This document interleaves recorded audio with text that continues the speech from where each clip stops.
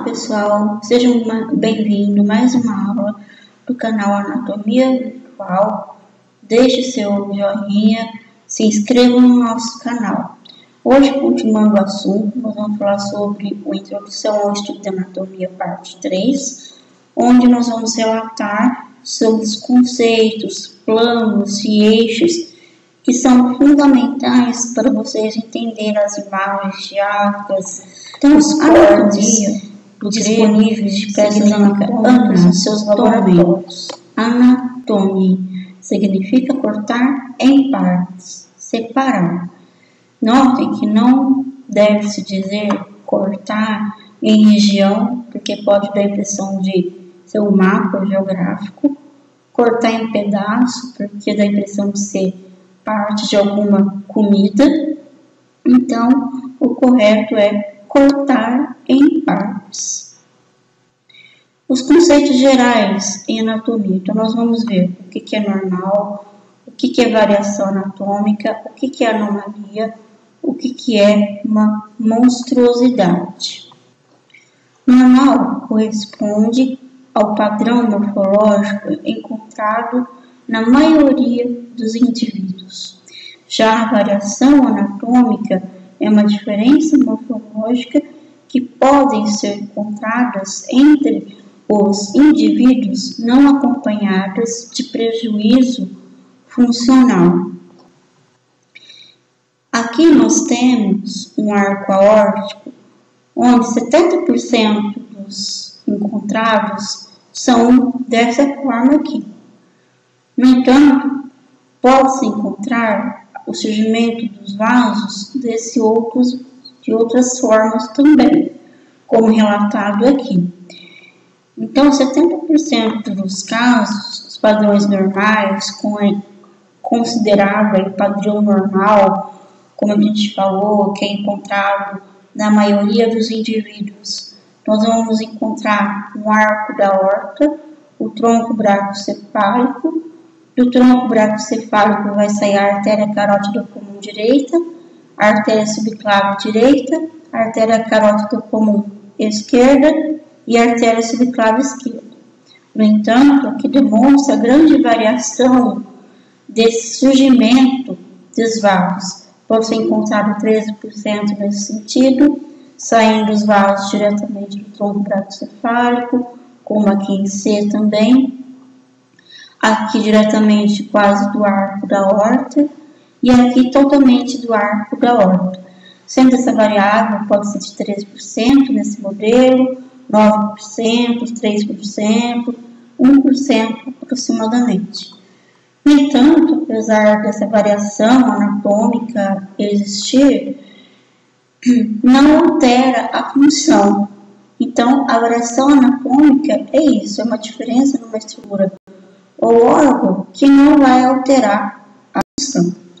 Aqui nós temos os biotipos de diversos indivíduos diferentes. Então, por exemplo, até no nosso cotidiano, nós podemos observar biotipos diferentes, outros mais altos, outros mais baixinhos, outros extremamente magros, outros mais gordinhos. São variações anatômicas. E essas variações anatômicas também não vai interferir na função, como eu falei. Aqui também no formato do órgão, no caso do estômago, que pode ser mais larguinho e o outro mais alongado, em forma de J, também é uma variação anatômica. Os fatores individuais e fatores gerais são também considerados dentro da variação anatômica. Então, vocês lembram que a calota do recém-nascido, os ossos, são separados por tecido conjuntivo fibroso entre si, onde vai ter a ossificação intramembranosa. À medida que essa ossificação intramembranosa ocorre, vai ocorrer a ossificação desses ossos, que vai formar aquelas linhas no crânio, como nós comentamos no vídeo de articulações, que vai ter os tipos de suturas, né? Sutura plana, sutura serrilhada, sutura escamosa. Só que às vezes, na hora da junção desses ossos, ocorre a formação de um osso a mais. E esse osso a mais é chamado de osso extranumerário. É uma variação anatômica. Nem todo mundo tem um osso a mais, mas pode ocorrer durante a formação. Os fatores gerais preconizam o seguinte: como eu disse, ainda relacionado com os ossos da calota craniana, os ossos da calota craniana vão sofrer ossificação intramembranosa e vão ossificar, permitindo que a união entre eles. Lembre-se que o osso frontal eram separados. E notem na fase de ossificação como que forma. Ele fica, na maioria das pessoas, tem que formar somente um osso frontal. Acontece que existe uma variação que pode ocorrer quando a sutura, a abertura entre os frontais é permanente, ela se permanece mesmo após o estágio de ossificação. E essa sutura aqui é chamada de metópica, sutura metópica, que é uma persistência aí da abertura entre os ossos parietais, dos ossos frontais, que irá permanecer. Então, os fatores gerais de variação anatômica preconizam ainda quanto à idade, por exemplo, o embrião até o segundo mês, o feto, recém-nascido, o público de 12 a 14 anos, o jovem de 21 anos, o adulto de 60 anos de idade. Então, se a gente pegar e fazer uma comparação entre uma criança e um idoso, nós vamos ter diferenças significativas no corpo de um e de outro. Porém, a função não vai ser alterada. Quanto ao gênero, homem e mulher, por exemplo, os ossos da mulher eles são mais leves, são mais finos, mais delicados do que do homem. O ângulo da síntese púbica da mulher é maior devido ao trabalho do parto da mulher em relação ao ângulo da síntese púbica no homem. Quanto à raça, nós temos o branco, o negro, o amarelo, o mestiço. O biotipo pode ser longilíneo, mediolíneo e brevilíneo. O indivíduo longilíneo é indivíduos altos, magros, pescoço longo, tórax achatado, membros alongados, em relação ao tronco. Brevilíneo, indivíduos baixos, gordo, pescoço curto, tórax cilíndrico, membros curtos em relação ao tronco. O mediolíneo apresenta características intermediárias entre os dois outros biotipos. Isso nós visualizamos aqui: um indivíduo longilíneo, um indivíduo mediolíneo e um indivíduo brevilíneo com essas características de biotipo. A anomalia, o conceito dela já é diferente um pouco da variação anatômica, onde a gente acabou de comentar que tem uma diferença morfológica, mas não vai afetar a função. Aqui tem uma alteração morfológica que vai ocorrer o comprometimento da função. Um exemplo, por exemplo, nós temos a polidactilia, que é um dedo a mais na mão ou nos pés.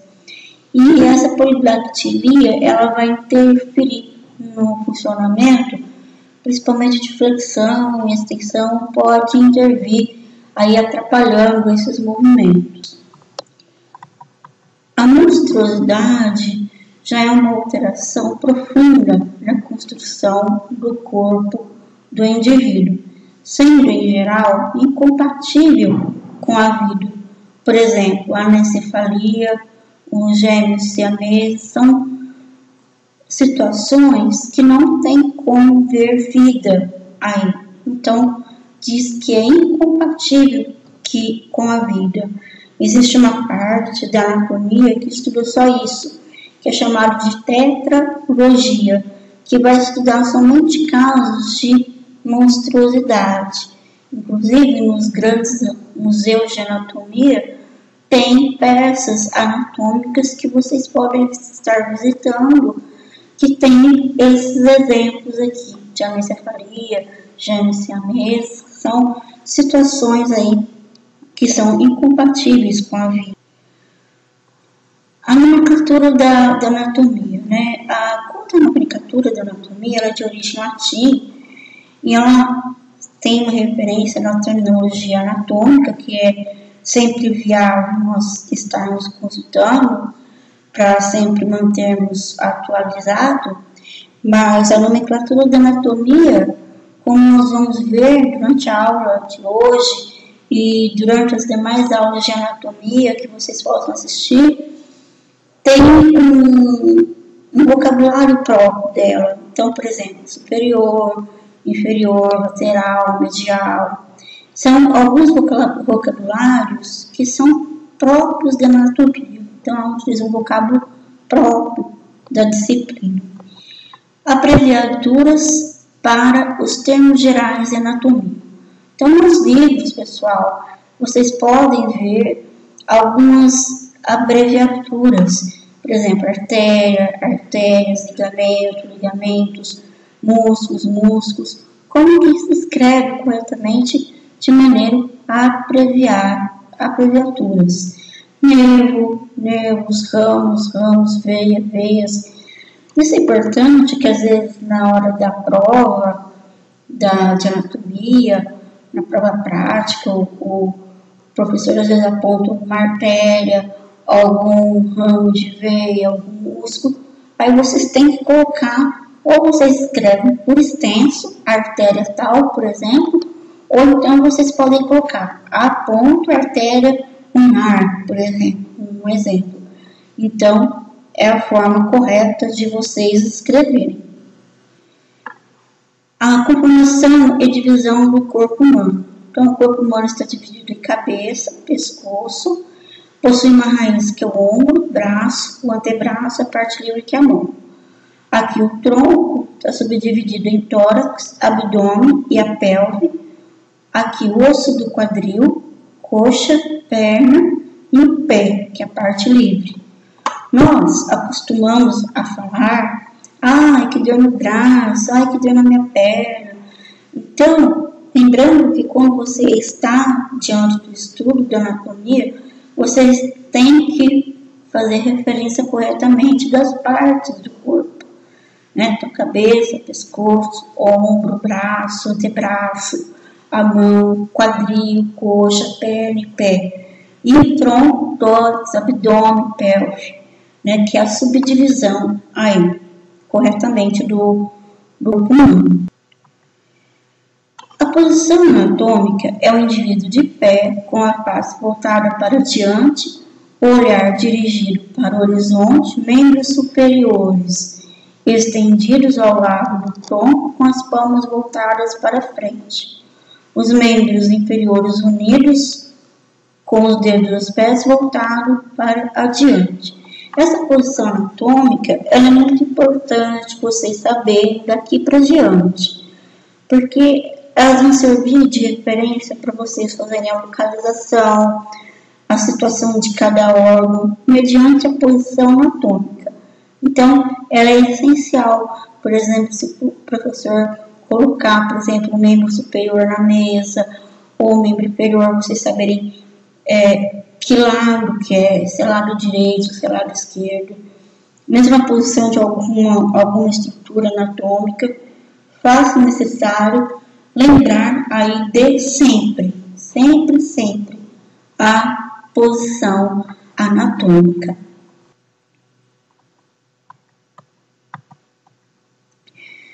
Planos de delimitação são superfícies retangulares que tangenciam as diferentes superfícies do corpo humano em posição anatômica, as quais, através de suas intersecções, contribuem para a formação de uma figura geométrica que é um paralelepípedo. Então, imagine colocar o corpo em posição anatômica dentro de uma caixa. Então, aqui nós temos o fundo da caixa, a frente da caixa, os lados, né? a parte de cima e a parte de baixo da caixa. E concorda comigo que ele vai delimitar a estrutura. Essa delimitação vai dar origem aos planos que vão tangenciar esse plano. Então, nós temos o plano cranial ou superior, o fundo da caixa seria o plano dorsal ou posterior, o plano lateral esquerdo, plano lateral direito, plano ventral, plano inferior ou podálico, que são os planos de delimitação. Aqui nós temos olha, plano anterior, plano posterior da cavidade torácica, parte superior, parte inferior do caudal. Aqui na divisão do abdômen, quadrante superior direito, quadrante superior esquerdo, quadrante inferior direito, quadrante inferior esquerdo. E aqui na subdivisão, dentro do abdômen, que nós vamos ver lá no sistema digestório, que ela está dividida em região epigástrica, umbilical e hipogástrica. Essas regiões é bem citada naquele tipo de exame que a gente falou, de anatomia radiológica, por exemplo, exame de ultrassom, tal. E geralmente nesses exames, o médico vai relatar, por exemplo, região epigástrica, região hipocôndrica direita, hipocôndrica esquerda, região lateral direita, região lateral esquerda, região inguinal direita, região inguinal esquerda. Planos de secção. Os planos de secção, pessoal, é diferente um pouco dos planos de delimitação, que como o próprio nome deles fala, eles vão delimitar. Agora, nós vamos para os planos de secção. Esses daqui são importantes porque têm referência com os tipos de cortes que vocês veem nos lápis de anatomia, nas peças de vocês. Então, são planos imaginários os quais cortam ou dividem o corpo humano em diferentes direções. Então, nós temos os planos verticais e o plano horizontal. O plano vertical, nós temos o mediano, que é o plano que divide o corpo humano em metades direita e esquerda simétricas. Toda secção paralela ao plano mediano é uma secção sagital. O plano frontal, que este plano corresponde à secção paralela à fronte, resultando sempre uma metade anterior e outra posterior. No plano horizontal, transversal, que é o plano de secção paralela aos planos superior e inferior, e originam-se dessa secção uma metade superior e outra inferior ao referido plano. Temos aqui, então, os seguintes planos. O plano sagital mediano é o plano que divide assimetricamente os lados do corpo em lado direito e lado esquerdo. Então, aqui a gente tem a calota craniana, nós temos o tecido conjuntivo fibroso. Quando a gente faz um corte exatamente aqui, em cima da sagita, nós vamos dividir o corpo em duas metades igual. Então, é um plano sagital mediano. Por que um plano sagital mediano? Porque vai passar obrigatoriamente pela sagita e vai dividir o corpo em duas metades iguais. Já o plano sagital paramediano é muito semelhante ao plano sagital. Ele também vai dividir o corpo em lado direito e lado esquerdo, mas não necessariamente ser as duas metades iguais. Então, no plano sagital mediano, nós vimos que o plano corta bem aqui na sagita, separando as duas metades exatamente iguais. Já aqui na figura ao lado, nós temos exemplo do plano sagital mediano, e aqui em vermelho, o plano sagital paramediano. Então, ele vai dividir em lado direito e lado esquerdo, porém não vai passar em cima da sagita. No entanto, vai dividir também o corpo em lado direito e lado esquerdo. Aqui o plano seccional frontal. O plano seccional frontal, este plano corresponde a uma secção paralela à fronte, resultando sempre em uma metade anterior e outra posterior. Então, lembrando, entre os ossos do crânio aqui, tem a sutura, os ossos parietais, os ossos occipital separados pela sutura. Então, quando a gente faz um corte entre o osso frontal e os ossos parietais, retamente, nós vamos ter esse corte aqui, né, que é o corte frontal, que vai separar o plano anterior e o plano posterior. Como eu disse para vocês, tem algumas estruturas que é só vista, às vezes, também um tipo de corte. Por exemplo, o sistema nervoso é só visto, às vezes, corte frontal, corte sagital. Ele pode ser variável porque nem todo corte proporciona a visibilidade de todas as estruturas que nós vamos estudar. O último plano seccional é o plano seccional transversal.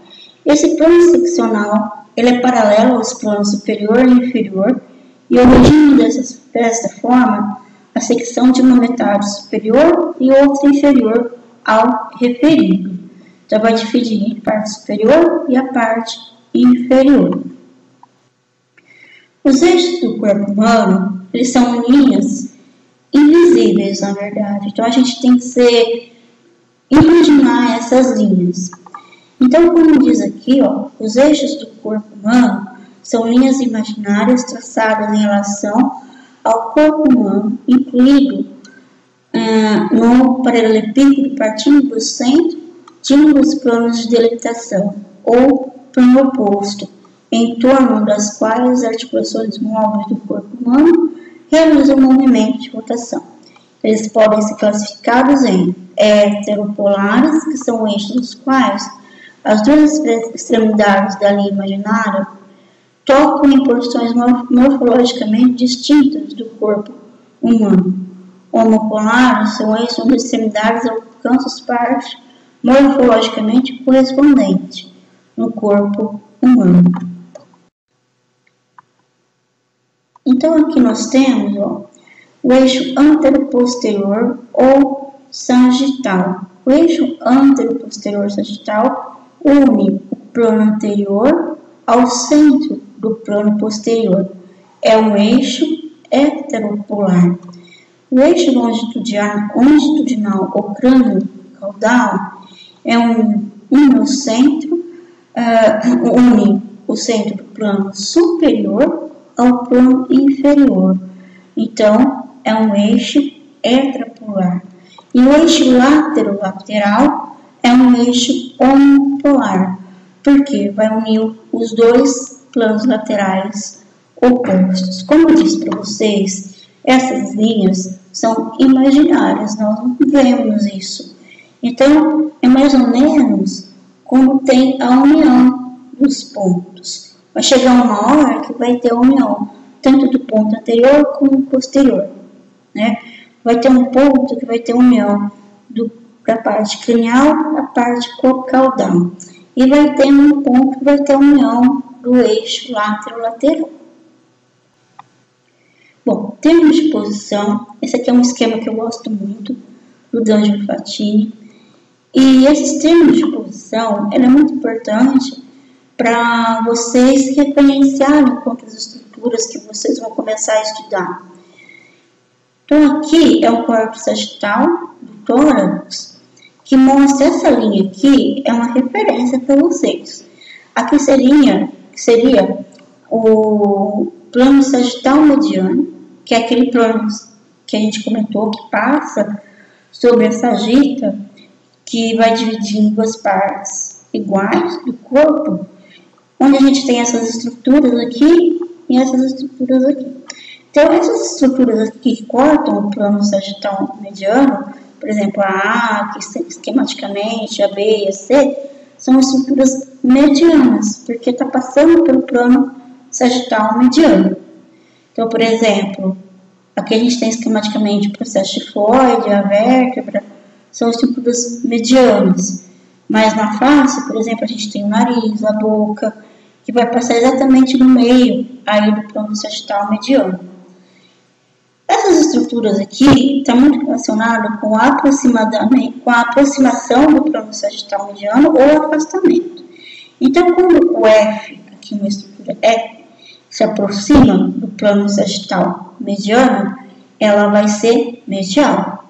Quando ela se afasta do plano mediano, como aqui em D, ela vai ser medial. Então, afastando do plano sagital mediano, ela é lateral. E aproximando do plano sagital mediano, ela é medial.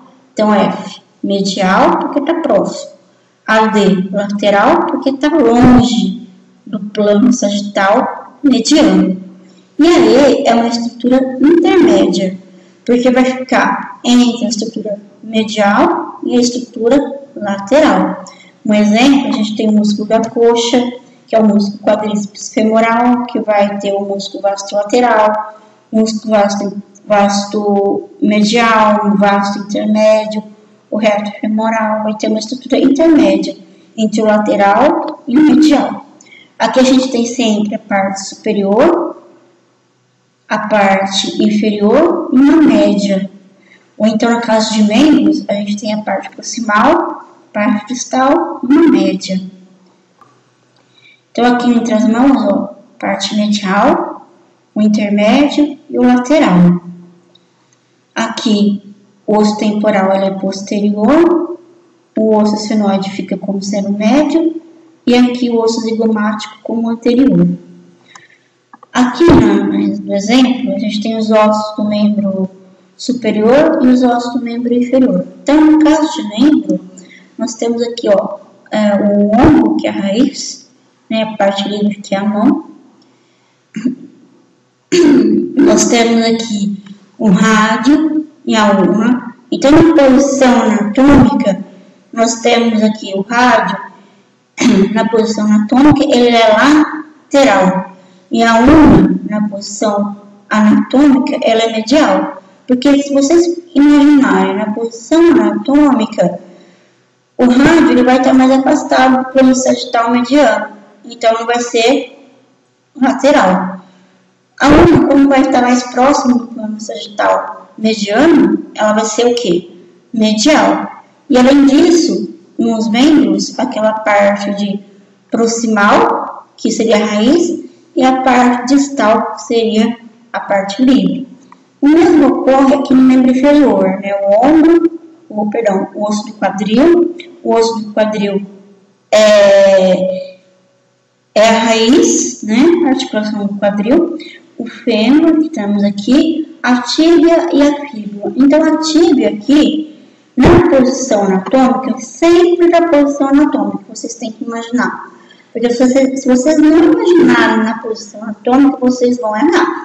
Então, a tíbia está mais próxima ao plano sagital mediano. Então, ela é medial. A fíbula está mais afastada do plano sagital mediano. Então, ela é lateral. Princípios gerais de construção corpórea. Então, nós temos a antimeria, a paquimeria, a metameria e a estratigrafia. Nós vamos ver agora isso. Então, a antimeria, o corpo humano, seria constituído segundo os princípios da simetria bilateral, sendo constituído por 2 antímetros, direito e esquerdo, unidos entre si em nível do plano mediano, semelhantes na forma e função, que seria a antimeria, 2 lados. A paquimeria é o princípio pelo qual o corpo estaria constituído por 2 túbulos, o anterior e um posterior. O tubo anterior pelo tubo visceral e o tubo posterior pelo tubo neural, que é o sistema nervoso, né, o encéfalo e a medula espinhal. A metameria se caracteriza por superposição de segmentos. Essa metameria nós temos nas costelas, olha que as costelas é uma em cima da outra, seria uma superposição de segmento, e também através das vértebras aqui, também nós temos uma superposição de segmentos. A estratigrafia é um modo pelo qual o corpo está constituído.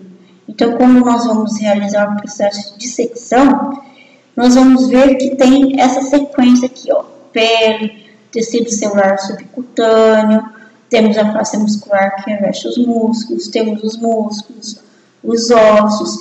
Entre eles, nós temos a presença de vaso sanguíneo interposto entre eles. Lógico, na maioria do corpo, nós temos essa estratigrafia. Porém, na face, nós temos uma estratigrafia diferente, que é mais desorganizada. E quem, por curiosidade, quem faz médico, que faz procedimentos de lipoaspiração, ele tem que ter conhecimento muito grande dessas camadas, porque como eu comentei com vocês no início da aula, existe a variação anatômica entre indivíduos, e essa variação anatômica das camadas, de nível, de espessura, ela pode ser bastante variável de acordo com o indivíduo. Então, tem que ser cauteloso para não sugar o que não se deve, como mal intestinal, sugar gordura em excesso. Tem que tomar cuidado e tem que ter uma noção o suficiente da estratigrafia. Pessoal, terminamos o módulo Introdução da Anatomia Humana. Muito obrigada.